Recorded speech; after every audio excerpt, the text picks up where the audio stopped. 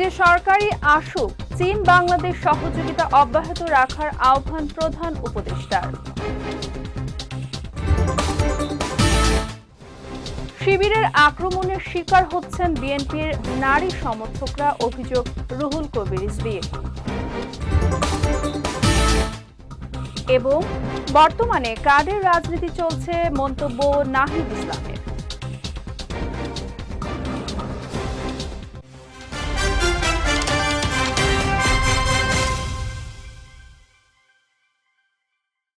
আসসালামু আলাইকুম। পুষ্টিচা নিবেদিত বিজয় রাতের সংবাদে আমন্ত্রণ জানাচ্ছি আমি সাদিয়া রেজওয়ানা তন্নি। শুনছিলেন শিরোনাম, এবারে বিস্তারিত। নির্বাচনে যে সরকারি আসুক, চীন বাংলাদেশ সহযোগিতা অব্যাহত রাখার আহ্বান জানিয়েছেন প্রধান উপদেষ্টা অধ্যাপক ডক্টর মোহাম্মদ ইউনূস। বুধবার রাষ্ট্রীয় অতিথি ভবন যমুনায় অনুষ্ঠিত চীন বাংলাদেশ অংশীদারিত্ব ফোরামের প্রতিনিধি দলের সঙ্গে প্রধান উপদেষ্টার বৈঠকে এ আহ্বান জানান তিনি। শুক্রবার সকালে প্রধান উপদেষ্টার প্রেস উইং এক সংবাদ বিজ্ঞপ্তিতে বিষয়টি জানিয়েছে। সংবাদ বিজ্ঞপ্তিতে বলা হয়, বৈঠকের স্বাস্থ্য, অবকাঠামো ও ডিজিটাল খাতে চীন ও বাংলাদেশের সহযোগিতা জোরদারের উপর গুরুত্ব দিয়ে চীন সরকারের অব্যাহত সহযোগিতার জন্য কৃতজ্ঞতা প্রকাশ করেন প্রধান উপদেষ্টা। বৈঠকে চীনের শীর্ষস্থানীয় শিক্ষাবিদ, বিনিয়োগকারী এবং বায়োমেডিক্যাল অবকাঠামো, ডিজিটাল ও আইন খাতের প্রতিনিধিরা বৈঠকে উপস্থিত ছিলেন। আর কয়েক সপ্তাহের মধ্যে এই দায়িত্ব ছেড়ে দেওয়ার কথা জানিয়ে নতুন সরকার গঠিত হলে দুই দেশের মধ্যে কাজ চলমান রাখার আহ্বান জানান অধ্যাপক মোহাম্মদ ইউনূস। এই সময় প্রতিনিধি দলের সদস্যরা প্রধান উপদেষ্টাকে ধন্যবাদ জানান এবং বাংলাদেশে কাজ করার অভিজ্ঞতা ও আগ্রহের কথা তুলে ধরেন। বিএনপির নারী কর্মী সমর্থকরা প্রতিনিয়ত জামায়াত ও ছাত্র শিবিরের আক্রমণের শিকার হচ্ছেন বলে অভিযোগ করেছেন বিএনপির সিনিয়র যুগ্ম মহাসচিব রুহুল কবির রিজভী। শুক্রবার সকালে গুলশানে বিএনপি চেয়ারম্যানের কার্যালয়ে ভুক্তভোগী নারী কর্মীদের সঙ্গে নিয়ে আয়োজিত সংবাদ সম্মেলনে এমন অভিযোগ করেন তিনি। এই সময় ইসলামকে সবচেয়ে সিভিলাইজড ধর্ম উল্লেখ করে রিজভী বলেন, ধর্মকে ব্যবহার করে একটি রাজনৈতিক দলের বট বাহিনী সামাজিক যোগাযোগ মাধ্যমে দেশের নারীদের সম্পর্কে অশ্লীল ভাষায় মন্তব্য করছে। এছাড়া জামায়াতে কোনো নারী সংসদ সদস্য প্রার্থী নেই উল্লেখ করে বিএনপির এই জ্যেষ্ঠ নেতা আরও বলেন, জামায়াত ক্ষমতায় গেলে সবচেয়ে বেশি ক্ষতিগ্রস্ত হবেন দেশের নারীরা। একটি গুপ্ত দলের গুপ্ত কার্যক্রমে দেশের মানুষ পাত্তা দেবে না বলেও মন্তব্য রিজভী আহমেদের। দুই একজনকে তো এমপি বানাতে পারতেন, সেখানেও তো কাউকে কোনো নমিনেশন দেননি। তো যাই হোক, আপনারা মূল ঘটনা শুনেছেন এবং এখানে যারা বসে আছে এই লাইনে প্রত্যেকেই তাদের আক্রমণের ডিজিটাল আক্রমণের শিকার, এবং এমনভাবে ব্যক্তিগতভাবে তাদেরকে আক্রমণ করা, অশ্লীলভাবে আক্রমণ করেছে বিভিন্ন পোস্ট দিয়ে, কি বলে ওটাকে, সাইবার বুলিং না, সাইবার বুলিংয়ের মাধ্যমে, যে এটা সবাই সহ্য করা খুব মুশকিল। তবুও বলবো যে ওই সেই বিখ্যাত মনীষী শেখ সাদির একটি কথা, সেটা হলো যে যদি কুকুর আপনাকে কামড় দেয় তো আপনি নিশ্চয়ই কুকুরকে কামড় দেবেন না। আমরা সেই নীতি নিয়েই চলব। মানুষ এবং মানবতার উদ্বোধন আমরা ঘটাবো, মনুষ্যত্বের উদ্বোধন আমরা ঘটাবো। বর্তমানে কার্ডের রাজনীতি চলছে, কিন্তু আমরা বলছি একটা কার্ডই প্রয়োজন, সেটা হবে এনআইডি কার্ড বা নাগরিক কার্ড। এমনটাই মন্তব্য করেছেন জাতীয় নাগরিক পার্টির আহ্বায়ক ও 11 দলীয় জোটের প্রার্থী নাহিদ ইসলাম। শুক্রবার রাজধানীর একটি হোটেলে এনসিপি নির্বাচনী ইশতেহার ঘোষণার পর তিনি এসব কথা বলেন। নাহিদ বলেন, আমরা অনেক সুযোগ হারিয়েছি, তবে পুরনো দলের সঙ্গে জোট করার পরও নতুন বন্দোবস্তের লক্ষ্য থেকে সরে আসেননি বলে জানান নাহিদ ইসলাম। প্রতিশ্রুত সংস্কার গণভোটের মাধ্যমে বাস্তবায়িত হবে জানিয়ে 11 দলও জোট ক্ষমতায় আসলে অংশীদারিত্বের ভিত্তিতে বিষয়গুলো বাস্তবায়ন করা হবে বলেও জানান তিনি। কার্ডের বিষয়, এখন তো ইশতেহারে কার্ডের রাজনীতি চলতেছে, অমুক কার্ড তমুক কার্ড। আমরা বলতেছি যে একটা ইউনিক কার্ড আমাদের দরকার, নাগরিক কার্ড, যেখানে এনআইডি যেটা, আমরা সেটাকেই একটা নাগরিক কার্ড হিসেবে, যেখানে আমার সব ধরনের সুযোগ সুবিধা সেই একটা কার্ডের মাধ্যমে প্রত্যেকটা নাগরিক পাবে, তার জন্ম থেকে মৃত্যু পর্যন্ত তার একটাই আইডেন্টিটি হওয়া উচিত। আমি যদি আরও 10 রকমের কার্ড করি, সেটা আমার সুযোগ জটিলতা তৈরি করবে অনেক ধরনের, বরং সকল সুযোগ সুবিধাকে একটি কার্ডের মধ্যে নিয়ে আসা। আমরা আমরা পরিবেশ বিষয়ে আমাদের কতগুলা প্রস্তাবনা আসে। দূষণকারী ইটা ভাটা বন্ধ, পরিচ্ছন্ন যানবাহন এবং সবুজ প্রযুক্তি নিশ্চিত করা, 5 বছরে বিদ্যুতের অন্তত 90% নবায়নযোগ্য উৎস থেকে উৎপাদন, সরকারি 40% ইলেকট্রনিক ভেহিকল চালু করা, দেশীয় বীজ গবেষণা, সংরক্ষণ, বিতরণ সক্ষমতা বৃদ্ধি করে শুধু খাদ্য নিরাপত্তা নয়, খাদ্য সার্বভৌমত্ব নিশ্চিত করা, খাদ্য ভেজাল বিরোধী অভিযান জোরদার করে কঠোর শাস্তি নিশ্চিত করা হবে। আগামী জাতীয় সংসদ নির্বাচনে জিতে সরকারে আসতে পারলে রাজনৈতিক পৃষ্ঠপোষকতায় চাঁদাবাজি শতভাগ বন্ধ করে দেওয়ার ঘোষণা দিয়েছেন ঢাকা 13 আসনে বিএনপি মনোনীত প্রার্থী ববি হাজ্জাজ। বিকেলে রাজধানীর শিয়া মসজিদের সামনে আয়োজিত এক র্যালি শেষে সাংবাদিকদের তিনি এ ঘোষণা দেন।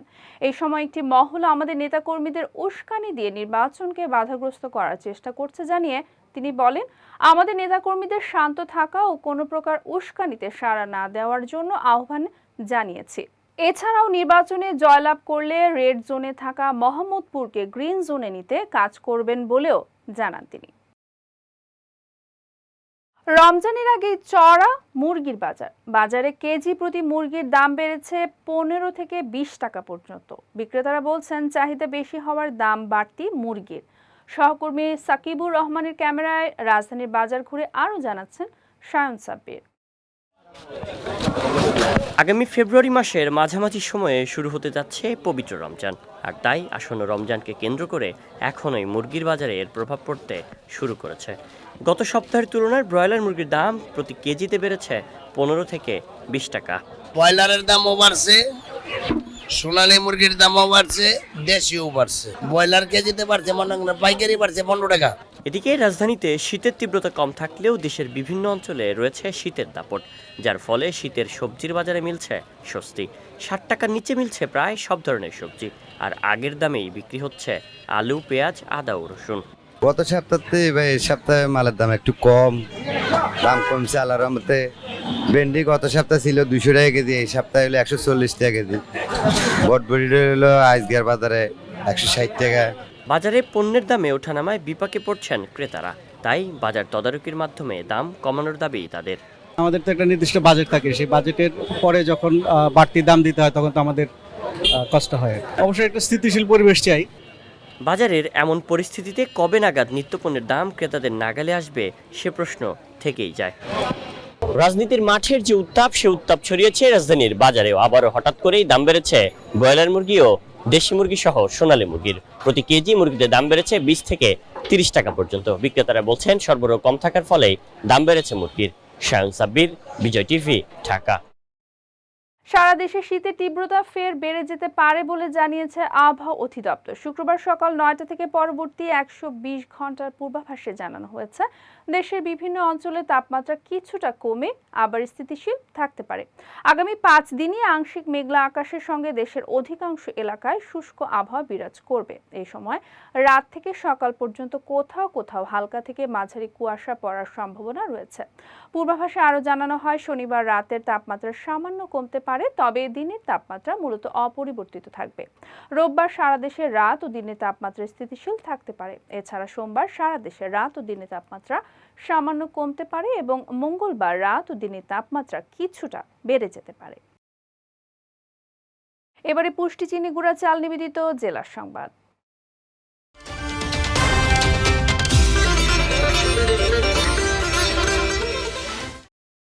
সব মানুষের আত্মমর্যাদার বাংলাদেশ গড়ার আহ্বান জানিয়েছেন বিএনপি চেয়ারম্যান তারেক রহমান।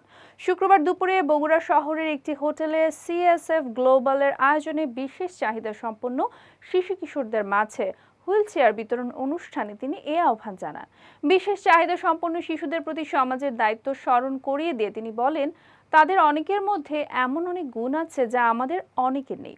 সামাজিক, রাজনৈতিক বা রাষ্ট্রীয় সকল অবস্থান থেকে যদি আমরা এই মানুষগুলোর পাশে দাঁড়াই, তবে আমি বিশ্বাস করি বাংলাদেশ অনেক প্রতিভাবান মানুষ বের করে আনতে পারবে।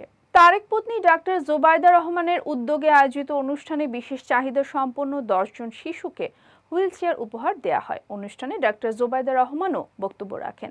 আগামীর বাংলাদেশ নিয়ে সুনির্দিষ্ট পরিকল্পনার কথা তুলে ধরে দেশের উন্নয়ন ও মানবিক মূল্যবোধ প্রতিষ্ঠায় বিএনপি প্রতিশ্রুতিবদ্ধ বলে জানান ডাক্তার জোবাইদা।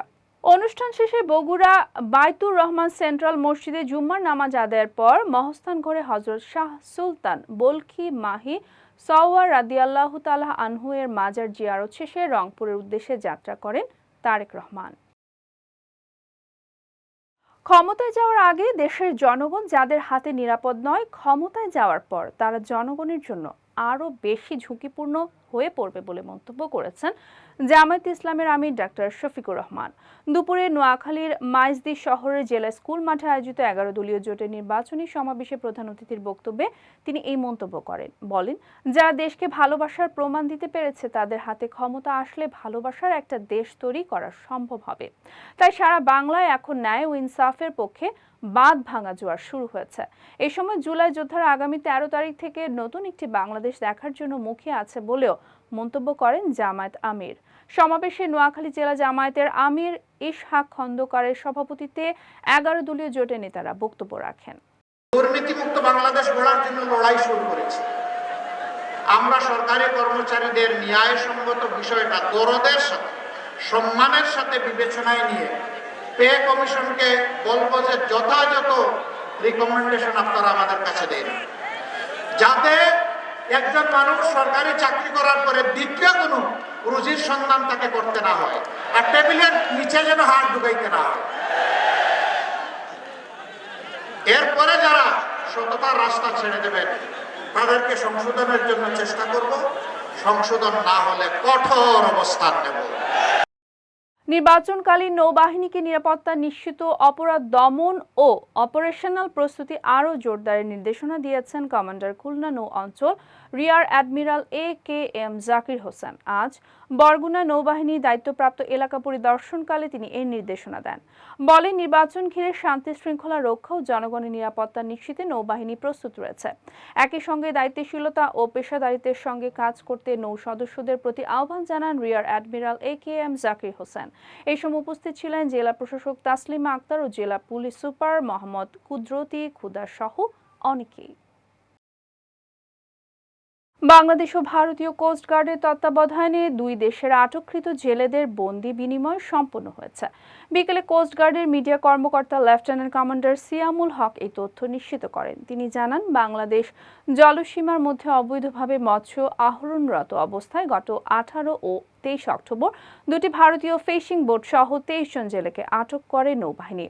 অপরদিকে গত 16, 17 ও 30 নভেম্বর ভারতীয় জলসীমায় মৎস্য আহরণের অভিযোগে 5টি বাংলাদেশি ফিশিং বোট সহ 128 জন জেলেকে আটক করে ভারতীয় কোস্ট গার্ড। এই বিষয়ে পররাষ্ট্র মন্ত্রণালয়ের উদ্যোগে দ্বিপাক্ষিক সমঝোতার মাধ্যমে গতকাল বঙ্গোপসাগরের বাংলাদেশ ভারত আন্তর্জাতিক মেরিটাইম বাউন্ডারি লাইন IMBL এলাকায় দুই দেশের পতাকা বৈঠকের মাধ্যমে জেলেদের হস্তান্তর ও গ্রহণ কার্যক্রম সম্পন্ন হয়। পরে আজ বাংলাদেশি জেলেদের পরিবারের কাছে হস্তান্তর করে কোস্ট গার্ড। যাচ্ছি পুষ্টি ড্রিঙ্কিং ওয়াটার নিবেদিত খেলার সংবাদে।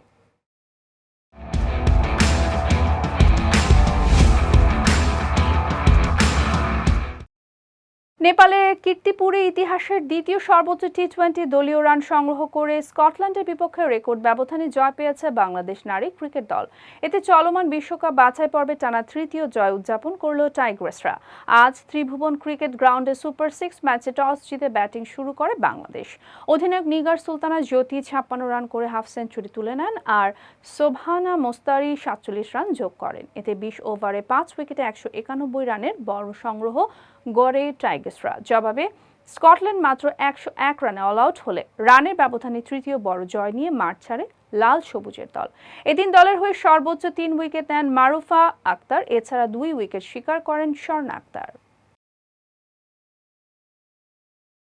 চীনের ফুটবলে চলমান দুর্নীতি বিরোধী অভিযানের অংশ হিসেবে ম্যাচ ফিক্সিং ও ঘুষ কাণ্ডে জড়িত থাকার দায়ে 73 জনকে আজীবনের জন্য নিষিদ্ধ ঘোষণা করেছে দেশটির football association CFA।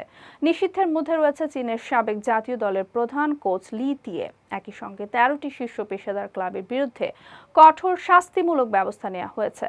President Xi Jinping এর নেতৃত্বে সাম্প্রতিক বছরগুলোতে চীনা ক্রীড়াঙ্গনে দুর্নীতির বিরুদ্ধে জিরো টলারেন্স নীতি অনুসরণ করা হচ্ছে। এরই অংশ হিসেবে ফুটবলে ব্যাপক পরিসরে এই অভিযান চালানো হচ্ছে। এর আগে একই অভিযোগে CFA এর একাধিক শীর্ষ নিজস্ব কর্মকর্তা গ্রেফতার ও দণ্ডিত হয়েছেন। পুষ্টিচা নিবেদিত বিজয় রাতের সংবাদ শেষ করার আগে শিরোনামগুলো দেখে নিচ্ছে আরো একবার।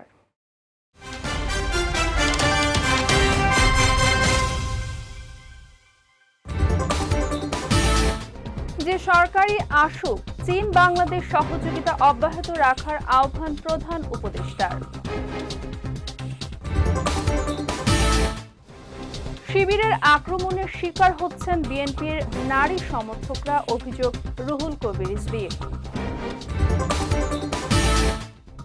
এবং বর্তমানে কার্ডের রাজনীতি চলছে, মন্তব্য নাহিদ ইসলামের।